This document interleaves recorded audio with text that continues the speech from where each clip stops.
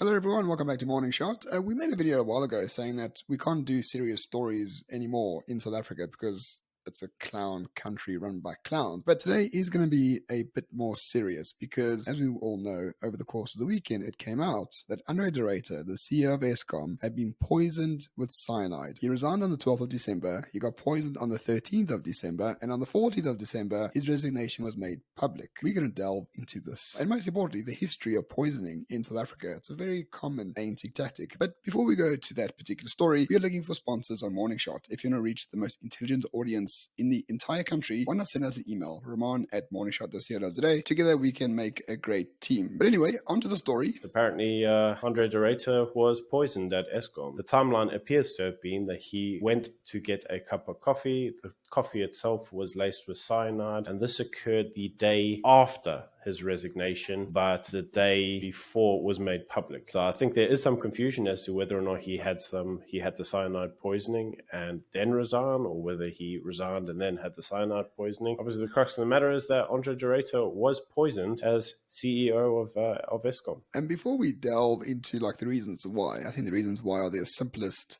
explanations we could find. I thought let's take a bit of a gander through the history of the ANC and poisoning, the method of poisoning political opponents and things like that, because it's a lot more a traditional rite of passage within the ANC to be poisoned or to be claimed to be poisoned. So Byron and I went through a few articles just, looking at the poisoning happening in the ANC in particular. And it's so common that we sort of ran out of articles. So we're only going to focus on three to really make this point. The first one is David Mabuza, right? He's claimed that he was poisoned back in 2015, and that's why he makes the trips to Russia so frequently. You also notice that people from the ANC who go to Russia go there predominantly because they are seeking treatment for poisoning. And Mabuza has stated on the record that he was poisoned in 2015. And since Russia is the king worldwide of poisoning people, I suppose that's where you go. Let's not forget that the ANC itself learned how to conduct its armed struggles from the Russians directly. So it is not beyond the realms of reason to assume that they learned their poisoning tactics from the masters themselves. So what we do see is that every time there is a skirmish or scuffle within the ANC, the preferred methods appear to be twofold. The first is the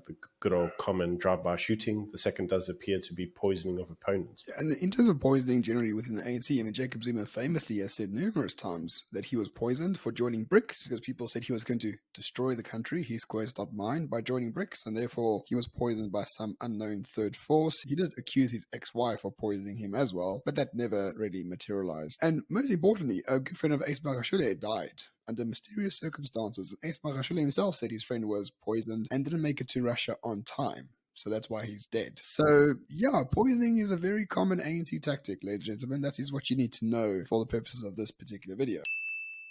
We have created a brand new insurance brokerage called, funny enough, Morning Shot Insurance Brokers. So if you're interested in saving money on insurance, number one, but most importantly, having a Zoom with me and my wonderful face, why not send me your insurance schedule to roman@morningshot.co.za. Let's chat. Maybe we can help each other save money and deliver superior service, because that's what we're all about here at Morning Shot.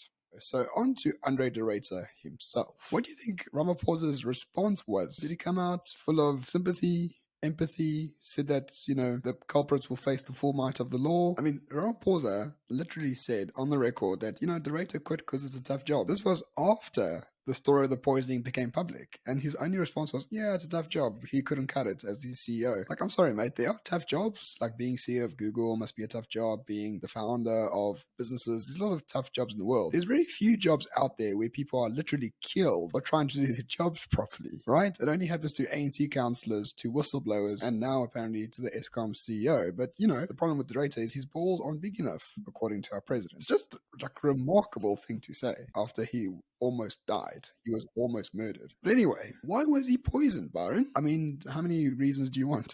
Yeah, look, we've been covering Eskom now for well over a year, and we all know that there's a number of corrupt activities going on within Eskom. There's probably a large number of secrets that are yet to come out. So you could look at this from a conspiracy theory point of view and say this maybe is an attempt to say to Ruyter, You may have resigned, buddy, but you need to shut up. The other option is, and I think this is the option that you favor, Ramon, is that it is a message to the next CEO of ESCOM, which is, you can come in here, buddy, but don't try to do anything crazy because you're next. I think they both could be completely and utterly right. So the real principles from the story is, number one, always make your own coffee. Number two, I think Anu de Ruyter's future in South Africa is completely compromised. I'm not too sure whether he will actually reach the end of March for his termination period. I think he's going to go much sooner and probably emigrate immediately. And number three, whoever starts to run ESCOM after that, God bless you, my son, because you are so screwed. Thank you for watching, everyone. See you in tomorrow's vid. And let us know down in the comments below. What does the poisoning of Anu de Ruyter mean for Anu de Ruyter and most importantly for ESCOM? We actually haven't spoken about that, Byron. I think with de Ruyter gone, we'll have no load shedding come March. That's a good one.